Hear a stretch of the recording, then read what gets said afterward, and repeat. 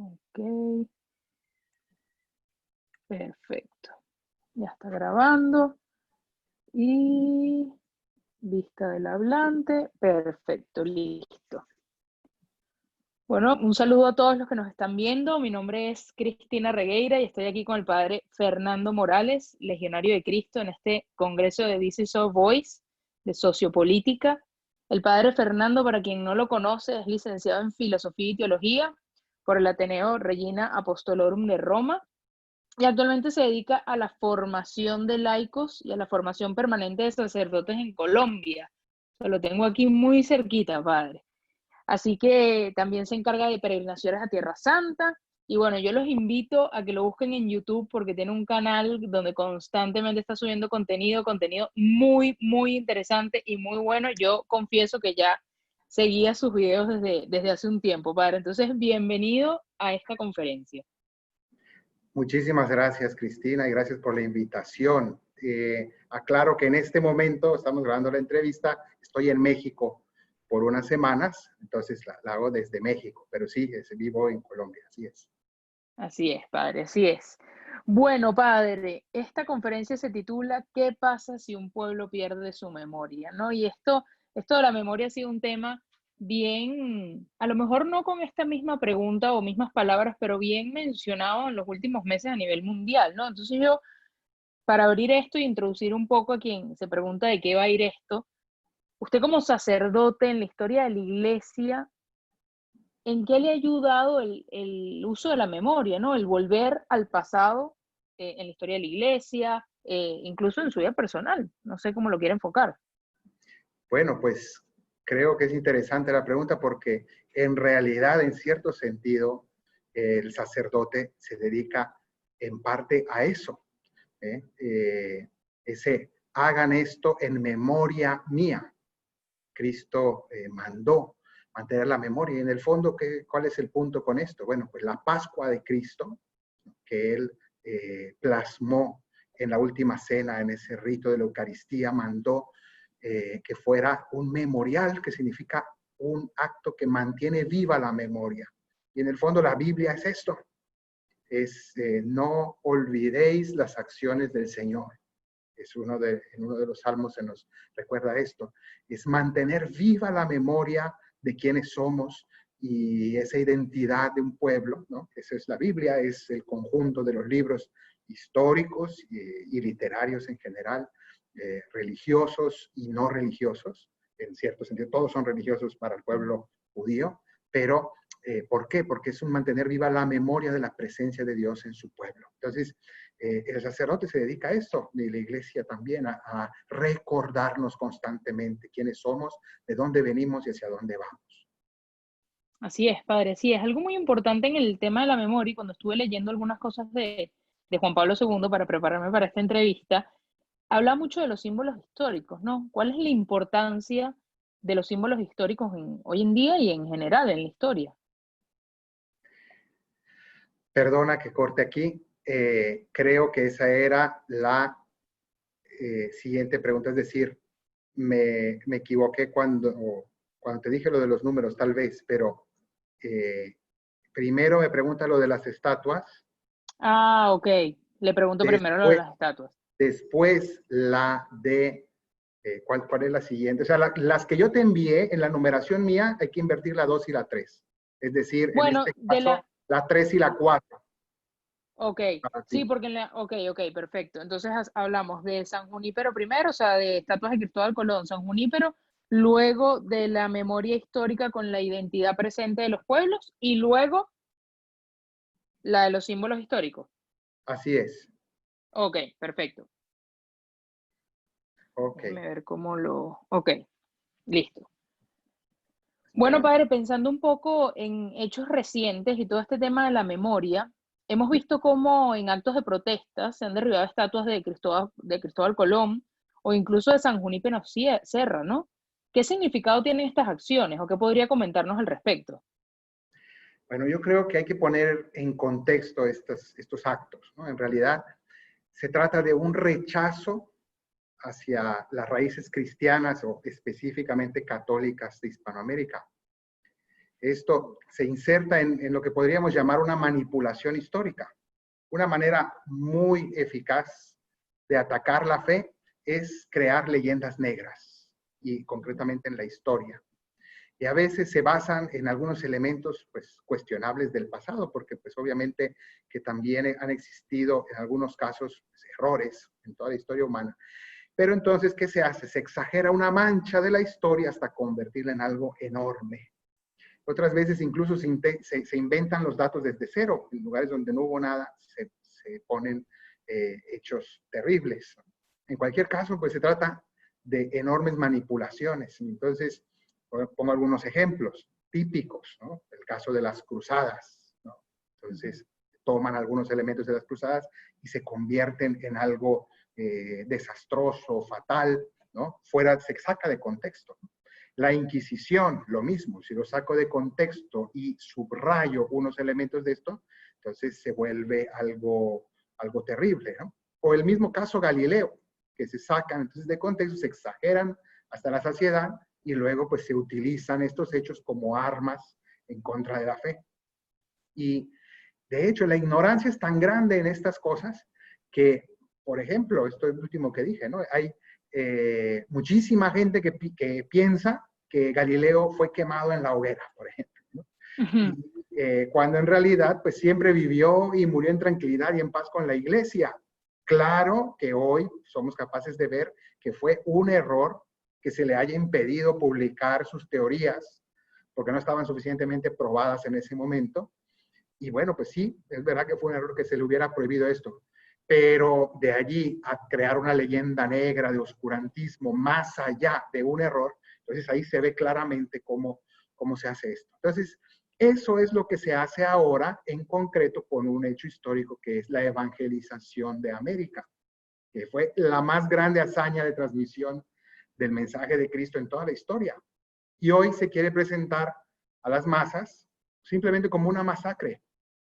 Entonces, la más fecunda fusión de culturas hoy se está interpretando como una violación masiva de los derechos humanos.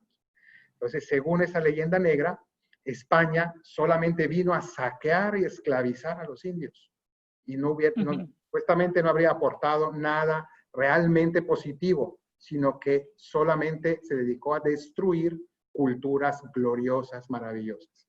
Entonces, podemos profundizar en eso, lo vamos a hacer un poco, pero queda claro que se trata de un ataque concretamente anticatólico, ¿no? Entonces, ¿qué se quiere? Que el católico se avergüence de su fe o concretamente que el hispanoamericano rechace, se avergüence de sus raíces católicas, ¿no? Y lo vea como algo denigrante.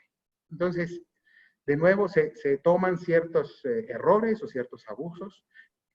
En este caso, errores que podríamos hablar de, claro que evidentemente hubo también hechos abusivos por parte de algunos de los que llegaron de fuera, obvio, claro.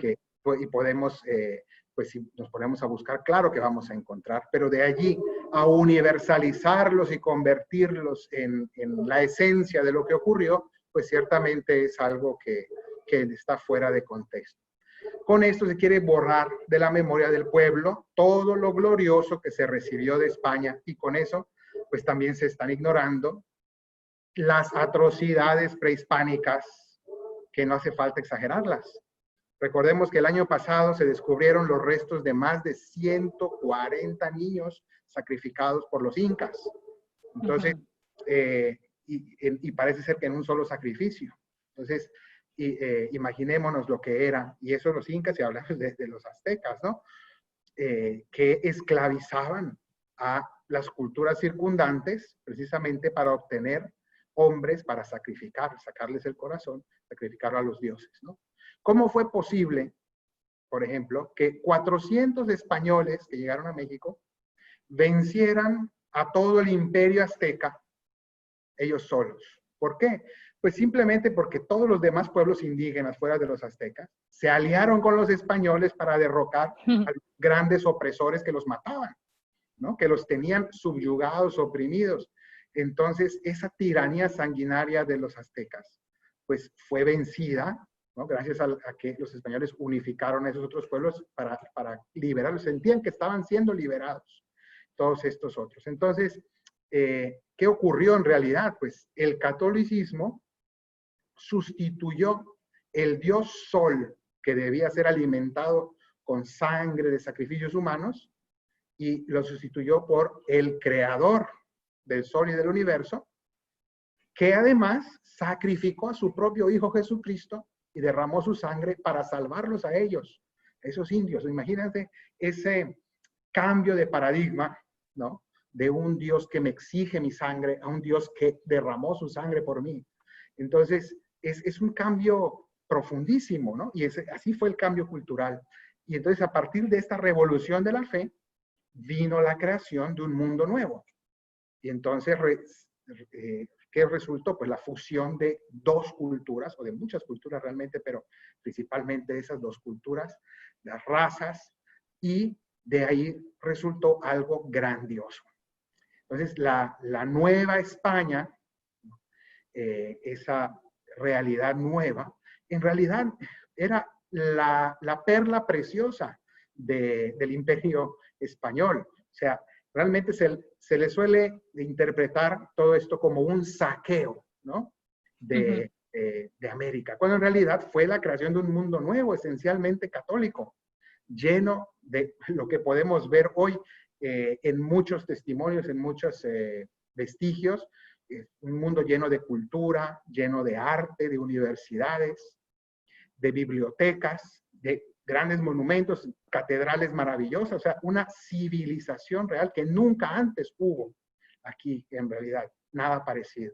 Entonces, ninguna cultura prehispánica, por ejemplo, había conocido la escritura, más allá de códices y jeroglíficos que realmente pues, no sirven para transmitir una cultura. Nunca hubiéramos nosotros conocido el pasado indígena si no fuera porque los españoles nos trajeron el alfabeto, que se usó incluso para transliterar las lenguas indígenas, ¿no? Entonces, la literatura prehispánica se conservó gracias a los frailes, ¿no?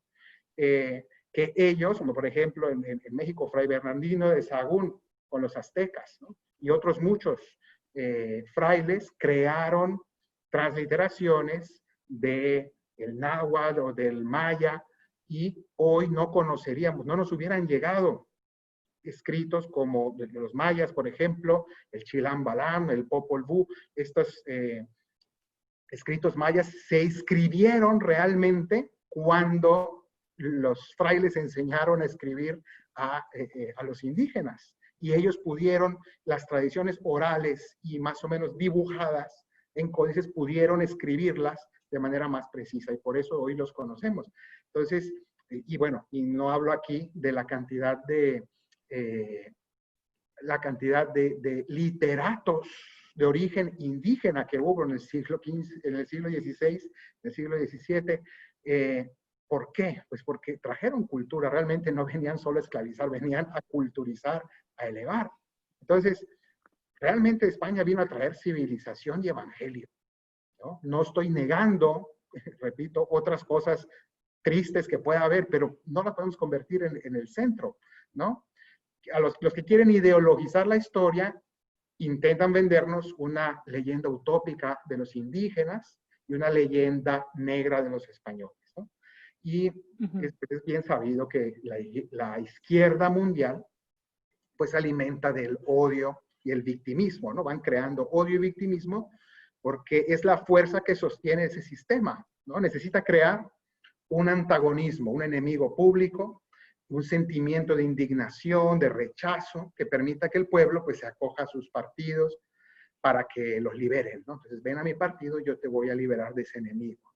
Entonces, hemos visto pues cómo incluso pues algunos líderes latinoamericanos pues han exigido a España que pida perdón por la conquista, ¿no? Entonces, son maneras evidentemente de populismo, pero pues se usa la absurda dialéctica de nosotros los indios y ustedes los europeos, cuando pues en realidad el pueblo hispanoamericano es eminentemente mestizo, mezclado, ¿no?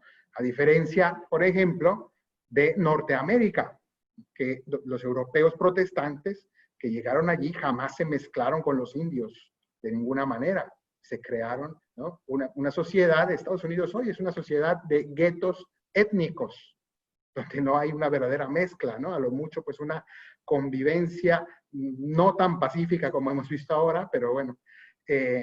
Entonces, en la Nueva España, en cambio, pues se promovió el mestizaje, incluso con incentivos, ¿no? Y hoy vemos, pues, el resultado, ¿no? Se veía como algo necesario eliminar las fronteras entre los pueblos y se creó un pueblo nuevo. Y el resultado, aunque sea imperfecto, pues es evidente y no está nada mal.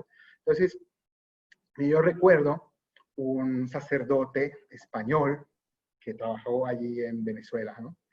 Compañero mío, que cuando aquí en América le reclamaban, ¿no? Es que sus antepasados, los españoles, él respondía una cosa muy curiosa, ¿no? Decía, pues serán los suyos, porque mis antepasados se quedaron muy tranquilos en España, por eso nací aquí, ¿no? Y eso es verdad, o sea, realmente, pues cómo vamos a negar nuestras raíces, lo que llevamos, ¿no? Nuestros apellidos son realmente en su mayoría tomados de España. Entonces, es lo que se quiere producir, que nos olvidemos de quiénes somos y cuáles son nuestras raíces. Así es, padre. Y sabe que escuchándolo, con el tema de las leyendas negras y de lo que crea la izquierda, vinieron dos, pues sí, como dos anécdotas a mi mente, ¿no? La primera de ellas, yo soy testigo, como en Venezuela, pues todo el gobierno durante mucho tiempo hizo toda una campaña en contra de la conquista y quiso enaltecer, y bueno, todavía en menor medida, pero el tema indígena. De hecho, fue bastante curioso porque en el Panteón Nacional, donde están pues los grandes próceres de la independencia, grandes presidentes, etcétera, este gobierno introdujo a lo largo o ha introducido a lo largo de estos 21 años de gobierno más de 20 personajes indígenas que uno dice, no tenemos ni idea de quiénes son, ¿no? Cuando uno estudia historia de Venezuela, pues no tiene ni idea de quiénes son. Y efectivamente, aquí yo puedo ver y escuchándolo cómo se ha logrado eso. El conquistador es el enemigo y nosotros, autóctonos de esta patria, tenemos que sacar adelante esto, ¿no? Y por otro lado, en estos días veía un documental que es nuevo en Netflix que se llama The Social Dilemma o el dilema de las redes sociales, que lo que usted hablaba de Galileo, de las leyendas negras que se crean, es impresionante porque a lo largo de la historia hay leyendas. A lo mejor sí, y si hiciéramos una encuesta de cuánta gente cree que Galileo murió en la hoguera, veríamos unos resultados pues impresionantes, ¿no? Pero cómo hoy en día se crean de estas leyendas. Este documental, para quien no lo ha visto, toma a los principales directores, exdirectores de las grandes empresas de tecnología y redes sociales y exponen un poco la realidad y el propósito que tienen estas empresas, ¿no? Y uno de ellos habla y dice que es impresionante que hoy en día, por, por reportes y muestra un poco los resultados, las noticias falsas de hechos históricos o de noticias que están ocurriendo en el día a día, las redes sociales buscan promoverlas 6 veces más que las noticias que son verdaderas. Y entonces vemos cómo, y ponen un ejemplo concreto, cómo en Estados Unidos el tema del coronavirus, por una noticia falsa que salió, de que en un producto que contenía alcohol decía en sus formas de empleo también mata el coronavirus y que el producto había sido elaborado en el 2018. Entonces, esta persona tomó un video y mostró el producto y dijo, para que vean que esta enfermedad fue creada por el gobierno de los Estados Unidos.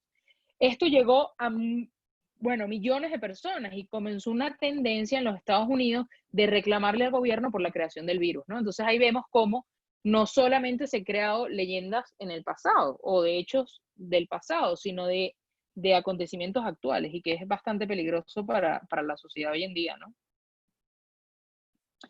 Pero bueno, padre, escuchándolo un poco, ¿qué relación tiene la memoria histórica con la identidad presente de los pueblos? ¿Cómo se relacionan estas? Bueno, pues la identidad y la memoria pues están completamente unidas. Tú sabes quién eres porque recuerdas tu pasado. Y eso es lo que te permite unirlo a tu presente y saber quién eres hoy. O sea, el que vivió todas estas experiencias que están en mi memoria es el mismo individuo que hoy está aquí y esas experiencias me han hecho quien soy hoy, ¿no? Entonces eso es el mecanismo psicológico de la identidad de uno. Y eso mismo es lo que ocurre con la memoria colectiva. Una nación se forma precisamente a partir de la conciencia de una historia común. Entonces, sentirse orgullosos de un pasado común es lo que nos une y nos hace una nación. Y es por eso que los pueblos pues, celebran ciertas fechas, ciertos acontecimientos, como parte esencial de su identidad. Precisamente hoy, que estamos grabando esta entrevista, aunque sea después, digamos, publicada después, pero hoy es 16 de septiembre, yo estoy aquí en México, yo soy mexicano, y hoy es el Día de la Independencia de México, es la principal fiesta nacional. Y este año se cumplen 210 años de la independencia. Es una celebración un tanto paradójica, ¿no? Porque es el inicio, sí, de un país independiente, eso es pues, obviamente muy positivo, pero pues al mismo tiempo pues está basada en el rechazo, las independencias latinoamericanas, el rechazo de la madre patria, ¿no? Y la emancipación de estos pueblos. Entonces todo ese legado pues se ve como un pueblo ajeno, invasor, ¿no? Bueno, en realidad pues las independencias hispanoamericanas, muchas pues se produjeron más o menos en los mismos años, muchas de ellas, estuvieron orquestadas por pues, muchos intereses contrarios a la influencia del catolicismo español. Entonces, incluso en México, algunos de los protagonistas, curiosamente, de la independencia mexicana, los principales de ellos fueron sacerdotes politizados, que fueron los que lideraron todo ese movimiento de emancipación. Pero bueno, la promesa del iluminismo era que había que organizar una civilización nueva, desvinculada de la iglesia. Y hoy, pues más de 200 años después, aun con grandes logros en toda Hispanoamérica, pero pues seguimos siendo un continente que se intenta levantar a nivel socioeconómico y desarrollarse, pero pues tenemos más incertidumbres que certezas, ¿no? No logramos consolidar un desarrollo estable, los pueblos siguen buscando un líder, un mesías, un caudillo que haga lo que el pueblo no se siente capaz de hacer. Entonces el pueblo hispanoamericano, que tenía una unidad gigante, una potencia gigantesca, ¿no? Comparable en cierto sentido, me atrevo a decir, comparable con lo que hoy vemos, por ejemplo, en China, que es un país continente, ¿no? Grandísimas potencias que tienen una cierta unidad cultural, ¿no? Naciones gigantes. Bueno, eso, algo así, Hispanoamérica estuvo llamada a hacer y sin embargo, pues se fragmentó en decenas de estados separados y de estar sometida a la corona española, pues pasó a servir a múltiples tiranos, ¿no? Hasta el día de hoy. Entonces, pero bueno, volvamos al tema del descubrimiento de América. Basta ver, por ejemplo, el símbolo, yo aquí tengo a un lado esta decoración, ¿no? Que es las carabelas famosas, las naves lideradas por Cristóbal Colón, ¿no?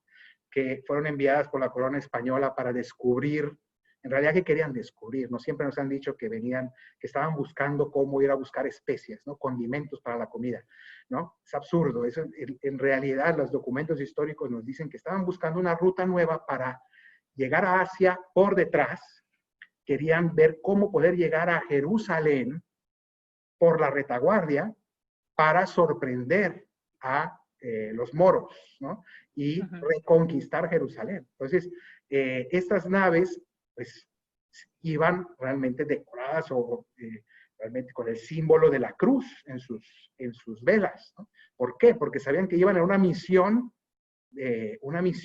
espiritual, cristiana. Ellos realmente se sentían misioneros y eso es lo que fue, ¿no? Entonces, esos barcos pues iban simbolizando lo que era esa empresa, ¿no?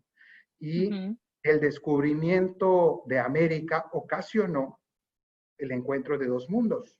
La creación, ya lo dijimos, de un mundo nuevo, realmente maravilloso, maravilloso, es sorprendente lo que llegó a realizarse en América.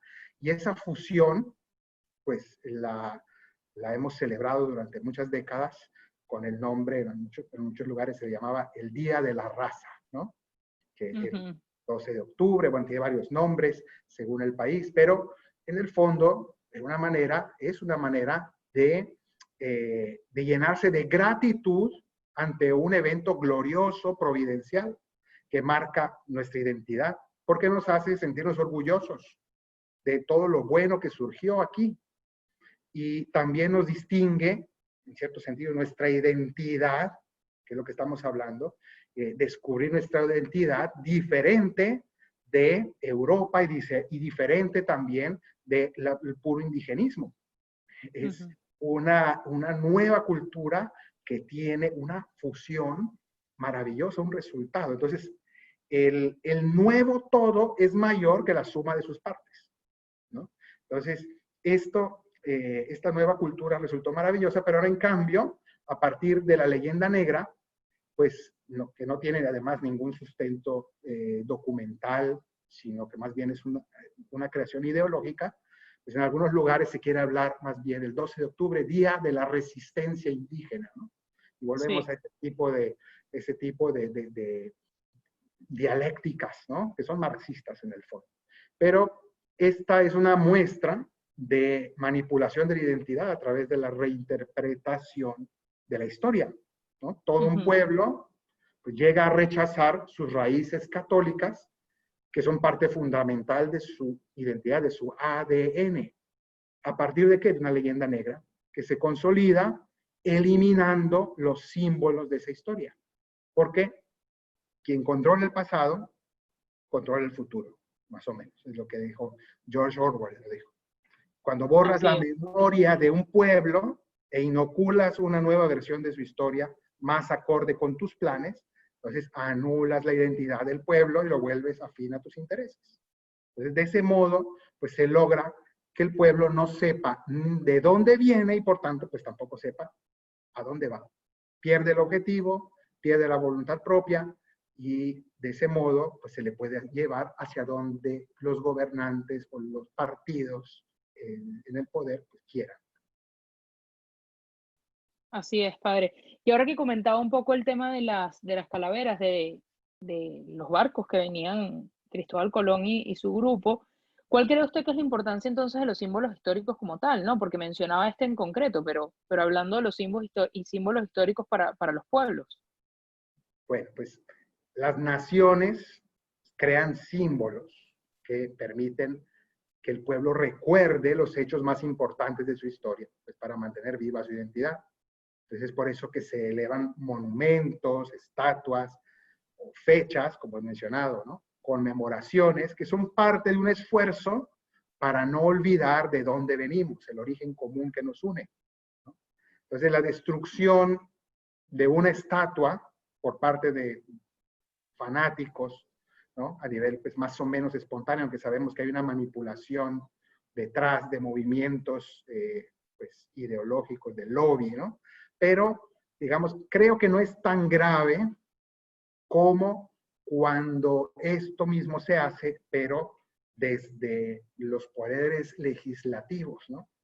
Que decretan que desaparezcan ciertos elementos históricos. Por ejemplo, eso ha ocurrido en California también, donde la Cámara Baja de Representantes decretó eliminar del Capitolio del Estado las estatuas de Cristóbal Colón e Isabel la Católica, por ejemplo. Entonces, vemos que se hace esto mismo, eso que hicieron, digamos, de modo vandálico algunos, pues lo hacen a nivel oficial, pues estos poderes políticos. Padre, y de manera concreta, ¿cuáles son los elementos de nuestra identidad que pueden estar en riesgo o en peligro? Perdón, creo que, si no me equivoco, hay una pregunta antes que esa. Sí, ya. ¿Qué nos puede decir de los casos en que el Estado intenta imponer o cambiar una versión de la historia? Va. Padre, ¿y qué nos puede decir usted de los casos en el que el Estado intenta imponer o cambiar una versión de la historia? Pues claramente el poder político va imponiendo, siempre ha tratado de imponer una versión de historia según sus intereses, ¿no? Y eso pues siempre se trata de manipular los textos que se enseñan en las escuelas, se trata de ir cambiando las versiones, ¿no? Y y lo que acabamos de decir, ¿no? Derribando, quitando ciertos símbolos históricos, que en el fondo es tratar de borrar la memoria, ¿no?, de un pueblo o de manipularla. Eso está ocurriendo ahora mismo, por ejemplo, en otro caso emblemático en España, ¿no?, donde después de una ley que fue muy polémica hace unos años, no muchos, la ley de memoria histórica, ¿no?, que incluso pues exhumaron a Francisco Franco y bueno, eliminaban muchos símbolos del régimen franquista. Y ahora, pues acaban de aprobar en estos días, si no me equivoco, ayer o hace 2 días, Sí. acaban de aprobar una nueva ley que se llama Ley de Memoria Democrática. Hasta el mismo nombre es llamativo, ¿no? Memoria democrática, ¿no? Porque en el fondo, pues es al final, decidimos qué vamos a recordar según lo que queremos, ¿no? Entonces es supuestamente el pueblo, bueno, eran los gobernantes los que van decidiendo por el pueblo, ¿no?, qué es lo que deben recordar. Y entonces, con esa ley van a cerrar el Valle de los Caídos, ese lugar, ese memorial de la Guerra Civil Española, y posiblemente están planteándose derribar la cruz más grande del mundo, que es la que preside ese monte. Realmente es muy llamativo esto, ¿no? Y ¿cuál es el debate allí? Pues es cuál es la interpretación de la historia reciente, en este caso, pues la Guerra Civil Española, que sigue siendo un tema, una herida, ¿no?, que cada vez que se toca causa en España, pues muchísima polémica y revuelta. Entonces, según esto, pues hay 2 interpretaciones más o menos de este hecho histórico, ¿no? Una narrativa lo muestra como un combate defensivo contra el ateísmo de Estado, que venía del extranjero, el comunismo, específicamente para apoderarse del país, y que no logró imponerse, ¿no? Es el único, tal vez el único lugar donde un pueblo ha evitado por las armas ser dominado por el comunismo, ¿no? Se libraron del comunismo, y eso no lo va a perdonar jamás la izquierda.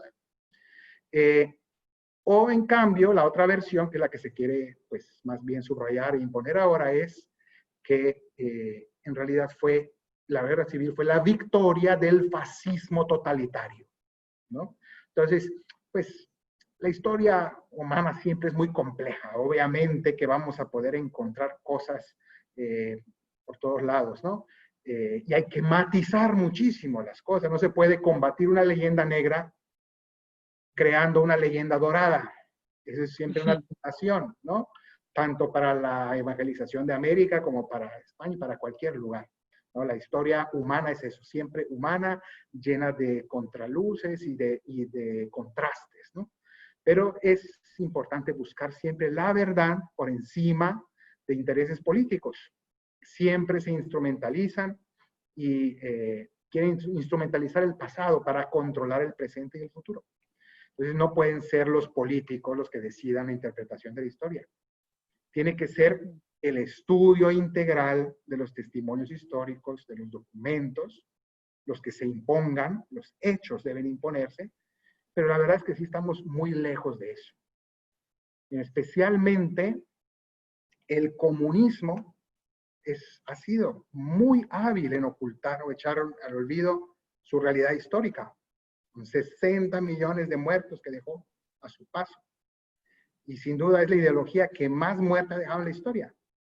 Pues en tiempos de Lenin, para hacernos una idea, pues se practicaba el canibalismo en Rusia, incluso dentro de las familias, respecto a los propios hijos, ¿no? El hambre siempre ha acompañado al comunismo en todas partes. Claro que pues, el nazismo, no cabe duda que fue nefasto, terrible, vergonzoso, pero es un ejemplo de cómo se ha logrado crear una conciencia histórica, y por todas partes se nos muestran los horrores de los campos de concentración nazi, y todos estamos convencidos de su maldad, ¿no? Pero con Stalin los gulags fueron aún peores, tanto en número como en atrocidades. Y sin embargo, eso jamás se menciona ni en las películas, ni pues en la cultura en general. No se publicita, no se documenta, no se divulga. Y esa falta de memoria es la que está haciendo mucho daño ahora en Latinoamérica. Yo pues vivo, como hemos dicho, en Colombia, cerca de Venezuela, y viajo con frecuencia, o he viajado hasta antes de la pandemia, con frecuencia de estos 8 años. Y pues tristemente, pues hablo contigo que estás ahí también, hemos podido pues ir viendo el caos del mesianismo comunista. Hay que decirlo con claridad. Y sin embargo, pues seguimos viendo cómo otros países van detrás de la misma promesa, de la misma trampa, ¿no? Aquí en México, por ejemplo, pues se invisibilizó la persecución religiosa del siglo XX, ¿no? De los cristeros, ¿no? Ya se borró de la memoria del pueblo y realmente se logró pasar por encima como si eso nunca hubiera ocurrido. Durante mucho tiempo eso jamás se mencionó. ¿Qué pasa? Pues que quien no conoce la historia está condenado a repetirla, a revivirla.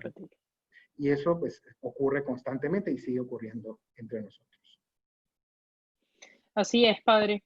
Y bueno, ¿cuál cree usted que son los elementos de nuestra identidad que están en riesgo o que pueden estar en riesgo? A través de la manipulación del pasado, Hispanoamérica pierde la memoria de sus raíces católicas específicamente, que lo unifican mucho, le dan fuerza, ¿no? Una nueva cristiandad que estaba llamada a ser. Y eso pues implica que ya no busquemos, esta implicación es interesante porque implica que ya no busquemos la salvación en la única fuente que puede dar esa salvación del individuo y de los pueblos, que es Cristo, sino que se piensa que la salvación está en encontrar un Mesías político que nos diga qué ideología es la buena, por ejemplo, el socialismo, y que nos diga cuál es la mala, que sería, por ejemplo, el neoliberalismo. Y entonces, pues en realidad, los católicos sabemos que ninguna ideología socioeconómica, de izquierda o de derecha, tiene la salvación. El desarrollo y el bienestar profundos de la sociedad no vienen de aplicar una fórmula política o un sistema económico, sino que todo el orden social tiene que estar ordenado según la verdad profunda del hombre, que nos es revelada ¿en dónde? En Jesucristo. Y si aspiramos a un reino construido por el ingenio humano, por el sistema ideológico humano, pues repetimos la historia de la Torre de Babel y lo seguimos viendo constantemente, pues reina el caos. Se nos quiere imponer un sentimiento de enemistad, de odio en nuestras raíces, en vez de armonía, hermandad, gratitud por el legado gloriosísimo, que sería lo principal. Pues de ese modo, pues se va creando una necesidad en el pueblo de encontrar una ideología que guíe el futuro. Olvidemos nuestra raíz cristiana, que es lo más glorioso que tenemos, y busquemos en otras fuentes, ¿no? Crear una sed de otras fuentes. Así es, padre. Bueno, y por último, padre, ¿qué ocurre si hemos hablado mucho de estas leyendas negras y pues sí, cuando hay una versión equivocada de la historia, ¿no? Pero ¿qué ocurre si se arraiga esa versión falsa o es manipulada la historia como tal de la historia? No, pues muy sencillo, se termina por manipular y esclavizar al pueblo. La historia es maestra de vida, ¿no? Decía Cicerón, y pues también es fuente de libertad, ¿no? La verdad nos hará libres, dice Jesús en el Evangelio de Juan.